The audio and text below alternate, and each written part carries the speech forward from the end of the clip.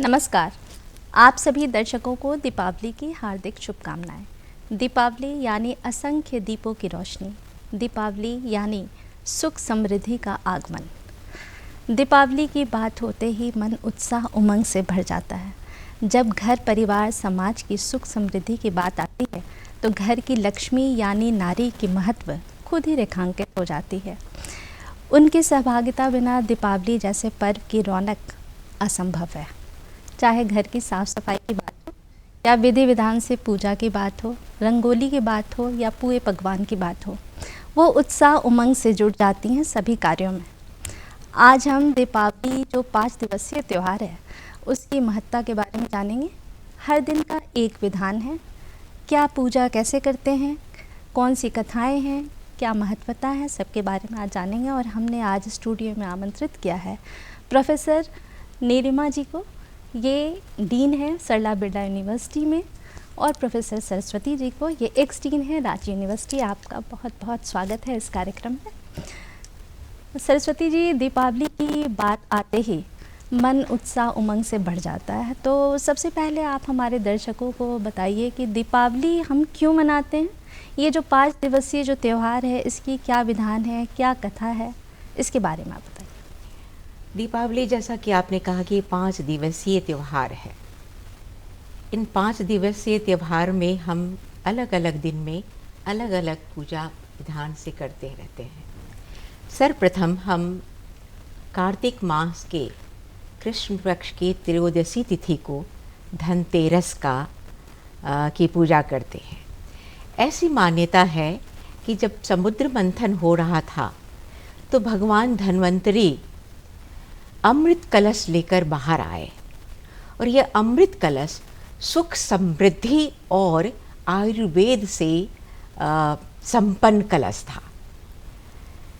तो इस आयुर्वेद और सुख समृद्धि को लेकर चूँकि धन्वंतरी धरती पर आए हैं और उन्होंने जन सामान्य के लिए ये सुख समृद्धि और आयुर्वेद औषधि, इसलिए कि लोग आरोग्य भी रहें, इसका संदेश लेकर आए हैं। तो इसलिए हम लोग उस दिन धन्वंतरी भगवान की पूजा करते हैं। इस पूजा में वास्तव में हम अपने जो संपत्ति होती है, जो आर्थिक हमारी जो भी आर्थिक स्थिति होती है, जो भी रहता है, उससे उसको सामने रखकर हम धन्वंतरी भगवान से ये आराधना करते हैं कि मुझे ऐसी समृद्धि बनाए रखना, मुझे आरोग्य भी रखना। अब जब आरोग्य की बात करते हैं ना, तो इसी के साथ एक दूसरी मान्यता भी है कि इस दिन हम यम की भी पूजा करते हैं, जो मृत्यु के देवता हैं।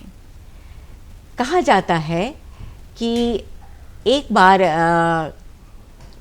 एक राजा हेमंत राज थे, उनके एक पुत्र हुए थे, और उस पुत्र का जब ग्रह नक्षत्र देखा गया तो ज्योतिषियों ने कहा कि इसकी जब शादी होगी तो 4 दिन के बाद इसकी मृत्यु हो जाएगी। अब राजा इस पुत्र शोक से बचने के लिए अपने पुत्र को आजीवन ब्रह्मचारी रखने के ख्याल से उसे एक ऋषि आश्रम में भेज देते हैं। बच्चा जैसे जैसे बड़ा हुआ वो वहाँ रह रहा था, आराम से रह रहा था, बड़ा भी हो रहा था, शिक्षा भी ग्रहण कर रहे थे। युवावस्था में एक दिन वो जंगल में भ्रमण कर रहे थे, उसी समय उनका एक राजकुमारी से साक्षात्कार हुआ, और इस साक्षात्कार में उन लोगों ने आपस में गंधर्व विवाह कर लिया। ठीक चौथे दिन जो होनी होती है वो तो होएगी ही। चौथे दिन राजकुमार का अंत हो गया, देहांत हो गया। राजकुमारी बहुत ही करुण ढंग से व्याकुल हो गई, बहुत क्रंदन करने लगी। उनका जो ये करुण क्रंदन उन्होंने सुना, यमराज ने सुना, वो भी व्याकुल हो उठे, और तब उन्होंने ये बात कही कि त्रयोदशी के दिन तुम हमारी पूजा करना, मेरे नाम से एक दिया जलाना, तो और हमको याद करते हुए ये पूजा करना कि हम सबको अपनी सद्गति में उसको जाने की सौगात दें, उसको आशीर्वाद दें। तो लोग उस तरह के पूजा करोगे तो तुम अपनी जो तुम्हारी यथास्थिति है या जो भी तुमको आयु मिली है उस आयु गति को तुम प्राप्त करोगे। ये नहीं कि अकाल मृत्यु को नहीं प्राप्त करोगे। तो ऐसा करने से ये हुआ कि लोग यम की पूजा करने लगे हैं। उस दिन यम दिया जलाते हैं हम लोग बाहर में और यमराज की पूजा भी करते हैं। इससे ये भी होता है कि वो जो अमृत कलश आया, अमृत कलश में जो हम अपनी आयु है, हमको जो आयु मिली हुई है, उस आयु के अनुसार हम जब तक जीते हैं तो यही अमृत कलश के अनुसार हमारी अमृत अवस्था होती है कि हम अपनी सद्गति को, अपनी जो आयु स्थिति थी उस स्थिति को प्राप्त किया और उसके बाद हम अपनी सद्गति को प्राप्त करते हैं। तो अमृत कलश को प्राप्त करने का ये भी एक महत्व है। इसके बाद गोवर्धन ये जो पूजा होती है, सॉरी ये त्रयोदशी के बाद हम एक दूसरे दिन छोटी दिवाली जिसे चौदस का पूजा करते हैं, कहते हैं। वो दिवाली के बाद, चौदस का पूजा दिवाली धनतेरस के बाद होता है। हाँ, छोटी दीपावली, उस छोटी दिवाली में इस दिन हम आगे आने वाली दिवाली के दिन की पूरी तैयारियां कर लेते हैं, क्योंकि उस दिन दिवाली के दिन हम सोचते हैं कि महालक्ष्मी का आगमन होगा हमारे यहाँ। तो महालक्ष्मी जब हमारे घर पर आएंगी तो उनके आगमन के लिए हम पूरी तैयारी करते हैं। घर की साफ सफाई पूरी हो जानी चाहिए। कहाँ अल्पना रहेगा, कहाँ देवी पैर रखेंगी, उससे जो अल्पना बनाते हैं, रंगोली बनाते हैं, इसमें लक्ष्मी के पैर बनते हैं। क्यों? लक्ष्मी का आगमन होगा तो वो कहाँ से आगमन होगा उनका, कहाँ तक जाएंगी, हर घर के कोने कोने में उनका आगमन हो, इस तरह की व्यवस्था, ऐसी सजावट। ये छोटी दीपावली हो गई। छोटी दीपावली। उसके बाद बड़ी दीपावली। उसके बाद हम दीपावली आती है जब महालक्ष्मी का आगमन होता है। इस दिन तो हम अपने घर को पूरी तरह से कोने कोने को सजा लेते हैं और प्रकाशित कर देते हैं। बड़ी दीपावली पे हम क्या करते हैं, क्यों मनाते हैं दीपावली? बड़ी दीपावली का ऐसा है कि इनके साथ रामचंद्र की कथा जुड़ी हुई है कि लंका पर विजय प्राप्त किया उन्होंने और 14 वर्ष के बाद सपत्नी अपने भाई के साथ और फिर हनुमान वगैरह सारे लोग हैं, सबों के साथ वो अयोध्या आते हैं। तो उस खुशी में अयोध्या वासियों ने दीपक जला के उनका स्वागत किया था। तो वह परंपरा चली आ रही है कि हम लोग खुशी मनाते हैं। और चूंकि उन्होंने रावण पर विजय प्राप्त किया था तो वो राक्षस संस्कृति थी, तो असत्य पर सत्य की विजय थी। और हम लोग की प्रार्थना रहती है असतो मां सदगमय, है ना। तो ये प्रार्थना हम लोग की वैदिक काल से प्रार्थना है। तो हम लोग इस पर बहुत हम लोग इसका पालन करते हैं। रामचंद्र जी ने जब वैसा किया तो फिर वही था, असत्य पर सत्य की विजय थी। तो हम लोगों ने वो दीपावली मनाना। उसके बाद फिर गोवर्धन पूजा हो जाता है, भाई दूज आ जाता है। हाँ। तो गोवर्धन पूजा के बारे में ये कहा जाता है कि एक बार ब्रज में इतनी बारिश हुई और आंधी तूफान आ गया, पूरा ब्रज डूबने की स्थिति में आ गया था। तो श्री कृष्ण ने अपनी उंगली पर गोवर्धन पर्वत को उठाकर ब्रजवासियों को डूबने से बचाया। यहाँ पे थोड़ा सा मैं जोड़ दूं कि ब्रजवासी जो थे वो इंद्र की पूजा किया करते थे। तो कृष्ण ने पूछा कि ये पूजा किसके लिए हो रही है? तो उन्होंने कहा कि इंद्र के लिए। तो कहा कि क्यों, इंद्र के लिए क्यों पूजा हो रही है? तो कहा इसलिए कि इंद्र बारिश देते हैं, वर्षा से क्या होता है कि फसल होता है, तो हम लोगों को अन्न मिलता है, ये जो हमारे पशु हैं उनका पालन होता है, इसलिए। तो उन्होंने कृष्ण ने कहा कि नहीं, इससे बढ़िया तो गोवर्धन की पूजा करनी चाहिए। क्यों? क्योंकि गोवर्धन पर हमारे पशु जाते हैं चरने के लिए, तो इस बार हम लोग गोवर्धन की पूजा करेंगे। तो हुआ कि चलो गोवर्धन की पूजा की जाए। और इसलिए पशुओं की भी पूजा होती है। हाँ, तो इंद्र हो गए नाराज हो गए इंद्र, और उन्होंने प्रलय के समान वर्षा कर दी। अच्छा। अब कृष्ण को तो बचाना था, तो कृष्ण ने क्या किया कि अपने बाएं हाथ की ये जो उंगली है, छोटी उंगली, इस पर उन्होंने गोवर्धन को खड़ा किया और सारे लोग उसमें आ गए। और वो 15 दिन बारिश होती रही। फिर उसके बाद इंद्र को अचानक लगा कि मैं तो कुछ भी नहीं कर पा रहा हूँ। तब उनको जब ध्यान किया उन्होंने, तब उनको पता चला कि ये कृष्ण कोई साधारण व्यक्ति नहीं, ये साक्षात विष्णु है। विष्णु। तो फिर वहाँ करके माफ़ी मांगते हैं, क्षमा मांगते हैं, और पूजा फिर इसीलिए गोवर्धन की पूजा होती है, और उसमें 56 व्यंजन बनते हैं। व्यंजन बनता है। ये चौथा दिन हो गया, और 5वें दिन फिर भाई दूज आ जाता है। भाई दूज भाई आता दूज। है।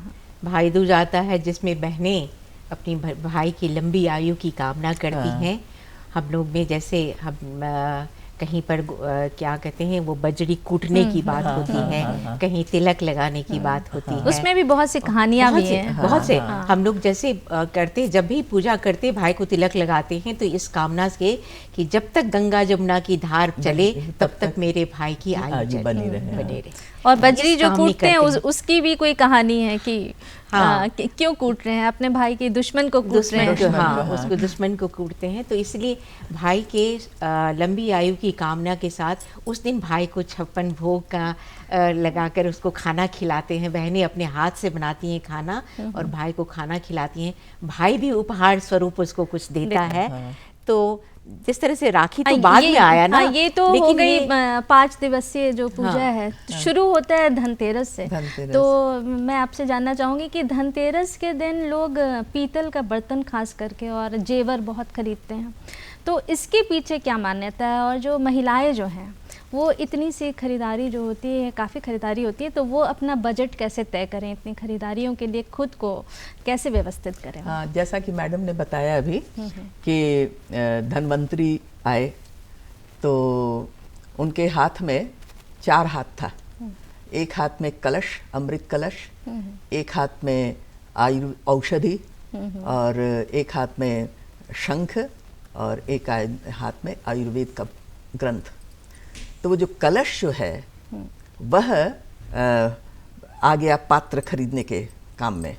तो लोगों ने उसको संकेत करके कि वो कलश है, अमृत कलश है, लोगों ने स्वर्ण का, सोना चांदी लोग खरीदते हैं, धातु खरीदते हैं उस दिन, धातु खरीदते हैं, और उसका प्रतीक जो है वही स्वर्ण कलश जिसमें अमृत का, तो खरीदते हैं लोग। अब स्त्रियां जो हैं, क्योंकि घर तो वही चलाती हैं, और कहाँ क्या खर्च करना है, कहाँ नहीं खर्च करना है, कितना खरीदना है, तो ये स्त्रियां तय करती हैं कौन सा बर्तन खरीदना है कि कौन सा सोना खरीदना है। हालांकि उसमें भी जो अपरिपक्व नारियां हैं, जो कि इस चीज़ को नहीं समझती हैं, देखा देखी कि उसने वो खरीदा है तो मुझे भी खरीद लेना चाहिए, ऐसा नहीं होना चाहिए, लेकिन करती हैं। तो वैसा ना हो, लेकिन ज़्यादातर, साधारणतः या सामान्यतः हम बोले कि स्त्रियां जो हैं वो सोच समझ करके ही खर्च करती हैं, क्योंकि उनको अपना बैलेंस बना के रखना है, घर चलाना है। स्त्रियों को घर के प्रबंधन की गुरु कहा जाता है। बिल्कुल बिल्कुल। हाँ, गृह लक्ष्मी उनको कहा गया है, प्रबंधन की गुरु। वो देखिए, अगर 100 रुपये देते हैं उनके पति देव, तो पहले वो 20 रुपया निकाल के रख लेती है, बचा लेती है, और 80 रुपया में सब काम करना चाहती है, क्योंकि वो 20 रुपया बचा रहेगा तो वो जो धनतेरस के दिन हमको क्या खरीदना है ये निश्चित रहता है कि हमको इस बार क्या खरीदना है। उसमें भी वो घर की जरूरतें देखती है कि हमको किस पात्र की अभी जरूरत है, उसके अनुसार खरीदारी करती है। और प्रबंधन की बात, प्रबंधन की पढ़ाई तो आज हो रही है। हमारी दादी नानी बिना प्रबंधन के क्या पढ़ाई की, उन्होंने इतना बढ़िया प्रबंधन किया। ये दीपावली जो है, ये सांस्कृतिक, सामाजिक, आर्थिक महत्व से ये बहुत महत्वपूर्ण त्यौहार है। तो आपकी क्या राय है? देखिए, सांस्कृतिक पक्ष तो हम लोगों ने बता ही दिया क्या है इसका सांस्कृतिक पक्ष। सामाजिक पक्ष इसका ये है कि यह जो पर्व है, वैसे भारतीय जितने भी पर्व हैं वो उनका सब सामाजिक पहलू है, उनका पूरे समाज को जोड़ता है। अब देखिए, वो कुम्हार है, वो मिट्टी का दिया बनाएगा, कुम्हार के यहाँ से मिट्टी लेकर के लोग आते हैं, घरौंदा बनाते हैं अपने घर में, वो छोटी लड़कियां या छोटे बच्चे जो हैं वो बनाते हैं। और ये जो प्रतीक जो है घरौंदा बनाने का, ये बताता है कि हमारे यहाँ 4 वर्ण हैं, 4 आश्रम। वर्ण हमारे यहाँ 4 थे तो आश्रम भी 4 थे। तो गृहस्थ आश्रम जो है वो सबसे मजबूत आश्रम है, क्योंकि उसी गृहस्थ आश्रम से बाकी सारे आश्रमों का पालन पोषण होता है। तो वो जो घरौंदा जो बनाया जा रहा है वो वहाँ पर वही बताया जा रहा है कि ये गृहस्थ आश्रम। अब यहाँ पर लक्ष्मी जो है वो किसी भी घर की जो नारी है वो साक्षात अन्नपूर्णा है। तो वो जो पात्र जो रहता है वहाँ पे, मिट्टी के जो बर्तन रहते हैं उसमें भी वो खील बताशे भर करके वो रखा जाता है, ताकि वो हमेशा घर जो है वो समृद्ध रहे और सबों को वो मैंने एक एक चीज वो समाज से ही पूरा जुड़ा हुआ है।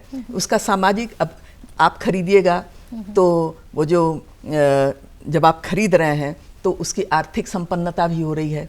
वो लक्ष्मी जो है एक हाथ से दूसरे हाथ में जा रही है ना। तो वो समाज में सब वितरण हो रहा है। तो इसका सामाजिक पक्ष भी है, सांस्कृतिक पक्ष भी है और आर्थिक पक्ष भी है। हाँ, महिलाएं केवल त्योहार में जुटती नहीं है, वो ये भी ध्यान रखती हैं कि जो हमारी गौरवमय परंपरा जो है वो चलती रहे। इसलिए आज भी बेटियां जो है ये घरौंदा बनाती हैं, मिट्टी के बर्तनों से सजाती हैं, रंगोली बनाती हैं। ये सब की महत्व अभी भी बनी हुई है। वसुधैव कुटुंबकम की बात कही गई है, तो नारी जब दीप जब जलाती हैं वो खास ध्यान रखती हैं कि घर का एक एक कोना रोशन रहे। वैसे ही जैसे रिश्तेदार हैं या अपने घर के जो भी हैं या बाहर के सामाजिक जो भी हैं वो ध्यान रखती हैं कि सबके मन में प्रेम भाव रहे, कहीं कोई दुखी नहीं रहे। तो ये स्त्रियों का जो स्नेहिल स्वभाव जो है, क्या एक नई ऊर्जा प्रदान करती है हमारे सामाजिक रिश्तों में? निश्चित रूप से अगर स्त्रियों में ये स्नेहिल स्वभाव ना रहे तो घर रहेगा ही नहीं। हम जब सुबह में उठकर अपने बच्चे को आवाज़ देते हैं तो उस आवाज़ में जो वो ममत्व होता है, वो स्नेह होता है, बच्चा उसको सुनकर जो खुशी होकर उठता है, तो सबसे पहले देखिए जो ममतामयी आवाज़ जो उसके कान में गई और वो उठकर खड़ा हो गया। अब ये जो खुशी उसको मिली कि किसी ने हमको इतने स्नेह हृदय से पुकारा है, तो वो जो उठकर खड़ा हुआ तो उसका सारा दिन अब उसी ममतामयी स्नेहिल रूप से आगे बढ़ेगा। तो स्त्रियां जो हैं अपने इस स्वभाव के कारण पूरे घर परिवार को तो जोड़ती ही है, बल्कि उनका ये स्वभाव समाज में भी पहुंचता है और समाज को भी जोड़ता है। हम जब बाहर निकलते हैं, एक रिक्शा वाला भैया कैसे हो, कितना आनंदित हो जाता है, दीदी हम ठीक है, बिल्कुल। एक बूढ़ा आदमी आता है हमारे घर के सामने, रोड किनारे सोया रहता है, कभी कभी देखते हैं तो कुछ उसको दे देते हैं। तो जब पूछता है दीदी दिवाली आ रही है, तो हमने कहा तुमको क्या चाहिए दिवाली पर? हमको एक कंबल दे देना दी। अब मैं नया दूं या पुराना दूं उससे कुछ फर्क नहीं पड़ता है, लेकिन वो कंबल देना, ये जो हुआ कि उसने जिस अधिकार से वो क्यों हमसे मांग रहा है, क्योंकि हमने उसके प्रति वो स्नेह दिया है उसको।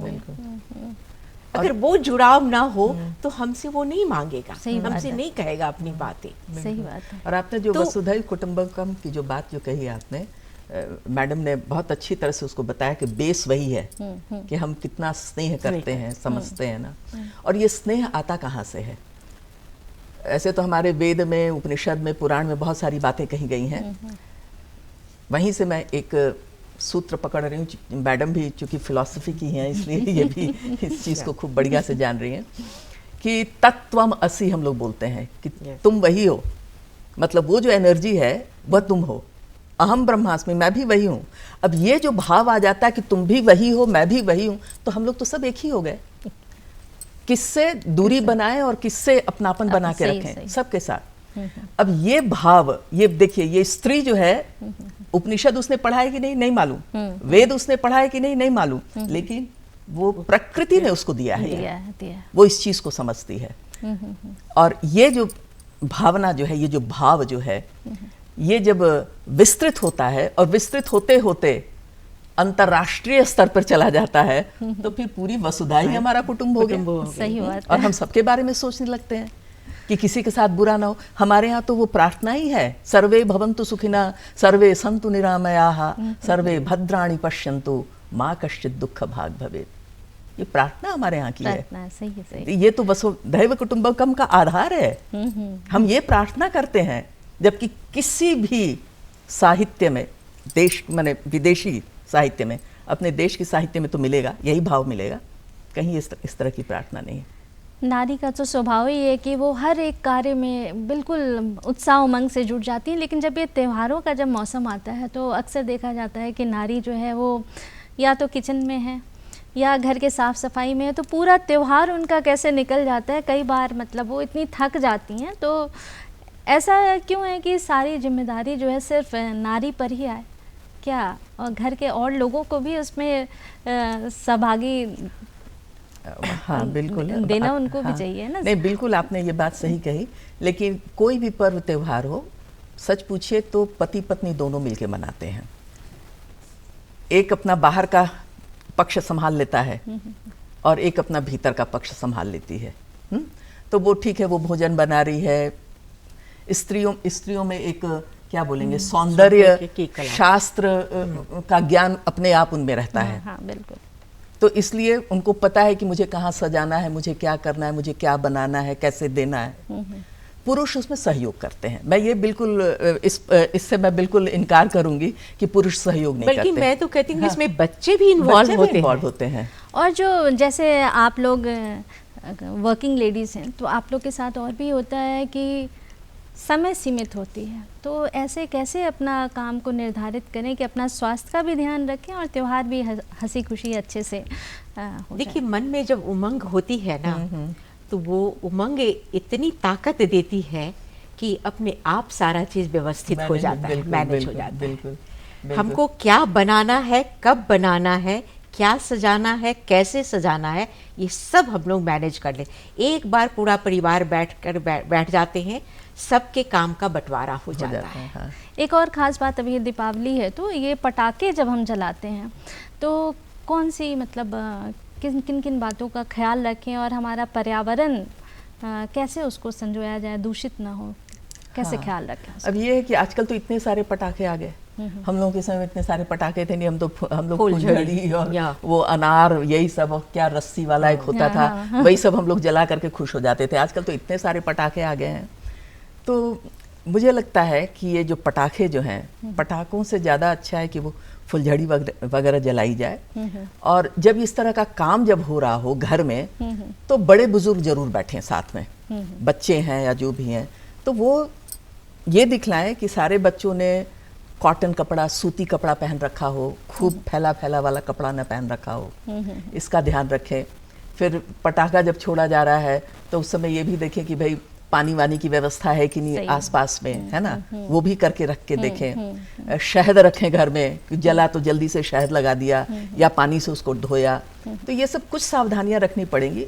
और जो बहुत विकृत टाइप का, तो मैं कहूँगी कि जो पटाखे जो आ गए हैं, ये कहती हूँ कि सरकार को भी इस पर ध्यान देना चाहिए कि पटाखों के बीच ऐसे बारूद ना डालें जो विस्फोटक हो और जिससे हमारे वातावरण भी दूषित हो रहे हैं और जिससे हमारा शरीर भी दुर्घटनाग्रस्त हो सकता है। तो ऐसे पटाखों पर निश्चित रूप से पाबंदी लगनी चाहिए। दीपावली सिर्फ पटाखों का त्यौहार नहीं, सिर्फ दिया जलाने का त्यौहार नहीं, अंधकार पे रोशनी का त्यौहार नहीं। मेरे ख्याल से ये सीता माँ का भी कहीं ना कहीं प्रतिनिधित्व करता है कि उन्होंने जीवन में भर की सभी प्रतिकूलताओं को दूर करके एक प्रेरणा बनी आगे वाली पीढ़ी के लिए। तो आप कितना सहमत हैं इस बात से? उनके त्याग और तपस्या की पूजा तो होती ही है, क्योंकि वो उसे, अब समझिए उनकी शक्ति, नारी शक्ति जो कहते हैं, उनमें क्या शक्ति थी कि रावण एक परिधि के आगे बढ़ नहीं सकता था।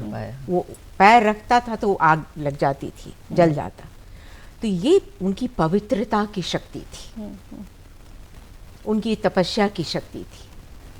और वो शक्ति जब वापस आई है 14 वर्ष के बाद निश्चल, तो उस अवसर पर दिए तो जलेंगे ही।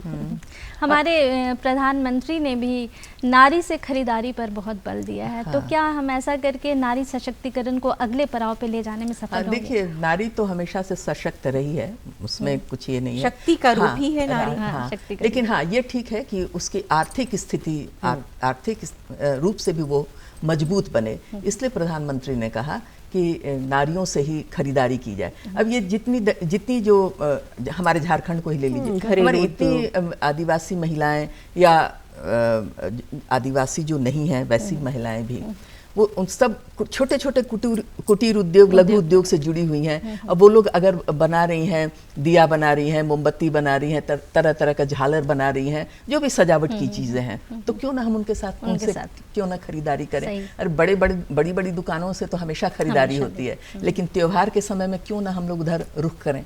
और देखिए ना, रांची में आप देखिए सोहराई पेंटिंग, हाँ, कितना खूबसूरत, हाँ, कितना खूबसूरत है। हाँ।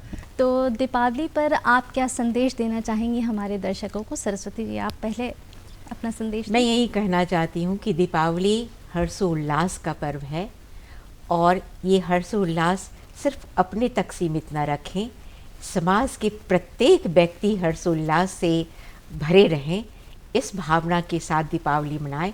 किसी को भी किसी तरह की उस दिन कमी महसूस ना हो, और हम ये कोशिश करें कि समाज में उसको भी एक प्रतिष्ठित स्थान प्राप्त हो।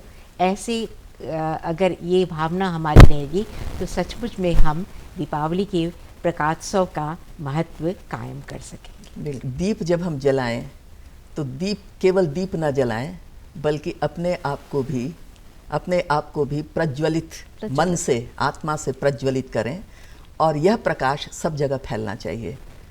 सब जगह फैलना चाहिए, वो सामाजिक हो, आर्थिक हो, सांस्कृतिक हो। हम ऐसा संदेश दें कि सब लोग समझें कि दीपोत्सव जो है वो वास्तव में उत्सव है, आनंद का उत्सव है। बहुत बहुत धन्यवाद आपका।